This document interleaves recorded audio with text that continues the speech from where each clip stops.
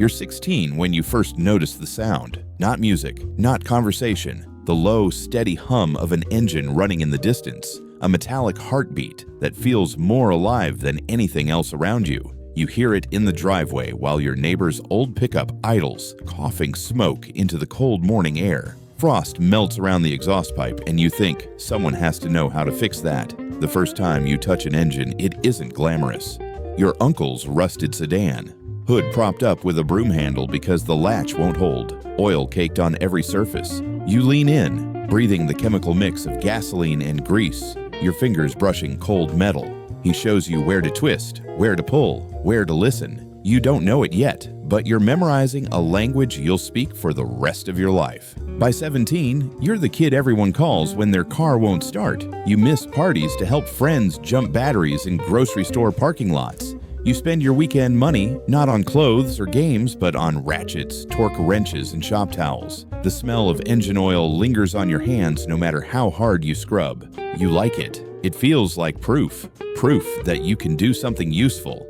At 19, you're standing in a real garage. 2 bays, cracked concrete, a rusted fan moving warm air that smells of metal and gasoline. You don't care. You're holding a wrench like it belongs in your hand. The old mechanic watches you work, noticing the way you wipe the threads clean before screwing the bolt back in, the way you lean in to listen like the engine is speaking. He tells you, you've got a feel for it. That's all you need. You tell yourself you'll be different, respected. Someday you'll have your own shop, hire good people, treat them right. That dream keeps you warm in the cold months of trade school, keeps you going when you're standing outside at 6 a.m., breath clouding in the dark, waiting for the bay doors to roll up. You learn the names of every tool like they're friends. The snap of a breaker bar under pressure, the whine of an impact wrench, the hiss of a tire bead seating, the endless chorus of a working shop, air compressors kicking on, metal clanging on concrete, someone shouting for a 10mm socket that's gone missing again. Always the 10mm. But the deeper you go, the more you start to see it. The other side. The customers who come in already angry, already convinced you're out to scam them. The service managers who smile at you one moment, then pressure you to recommend extra work the next. The quotas, the billable hours, the unspoken rule. Work fast enough to hit the numbers, careful enough not to trigger a comeback repair. And then the years start stacking. The cars change. They don't just hum anymore. They beep, chirp, and send diagnostics to a tablet before you even pop the hood. A hybrid with a charging fault needs a software update locked behind a manufacturer subscription. $2,800 a year. Not yours, of course, but it's a reminder. The tools aren't yours. The data isn't yours. Even the knowledge comes with a password someone else controls. Your day starts before opening. The first car is already waiting. Brake job, oil change, suspension check.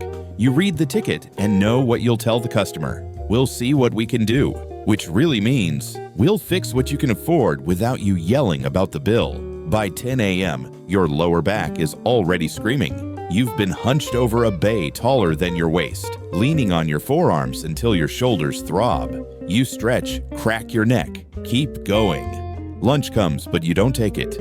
Not really. You stand in the break room corner, sipping burnt coffee from a chipped mug while reading the next ticket. The microwave hums, the fridge rattles, and you trace the same crack in the table you've seen for 5 years. A ritual. You make $23 an hour, $920 a week before taxes, rent, insurance, truck gas, boots that cost $180 because the last pair wore through. What's left is just enough to stay in place. Your body keeps its own ledger, knees that creak when you crouch, cuts that never heal before new ones take their place, wrists still weak from a torn tendon you rush back on too soon because the shop needed you, shoulders that ache through the night, knuckles that split in winter no matter how much lotion you use. Your mind keeps score too, constant calculations of time, parts, labor, diagnosing faults while the service manager hovers, checking the clock, the sound of a misfiring cylinder looping in your head while you're trying to sleep. Your wallet, empty after tools. 10 grand sunk into torque wrenches, sockets, scanners. Over time, that doesn't always show up. Your time? Nights when you go home too tired to eat. Weekends cut short for call-ins. Vacations negotiated like contracts. Birthdays missed. Anniversaries forgotten. Your relationships? Friends who stopped asking you to come fishing on Sundays. People you cared about who got tired of being second to the shop. Even when you're present, you're not really there. Your head is still in the bay, replaying the checklist, trying to remember if you torqued the bolts. The first collapse comes with the tendon tear, 6 weeks of half pay, medical bills that ate your savings, the guilt of watching coworkers cover your bays, the fear of being replaced if you stayed out too long. So you went back early. Before it healed, you never got the same strength in that wrist again. There's a false dawn once, a promotion to lead tech, a shiny new name tag, a small bump in pay. For a few months, you believe it's worth it, but the shop doesn't replace the guy who quits, so you cover his bays too. The manager tells you, "You're the only one I can count on to get it all done." You hear it as praise the first time. The fifth time, it sounds like a sentence. And then comes the quiet collapse. You're alone in the shop after closing, finishing a job that should have been done by 5. The light above Bay 3 flickers. You lean against the bench and stare at your hands. Scarred, rough, unfamiliar. They don't feel like your hands anymore. You think about walking out, about never coming back. But you don't, because you can't. Because the smell of oil isn't just in your clothes, it's in you.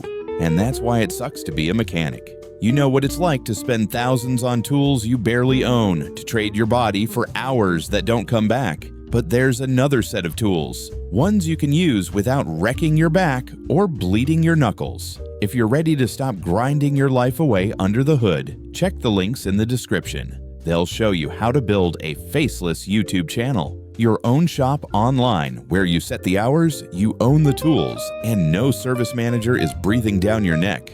Escape the grind. Take back your time.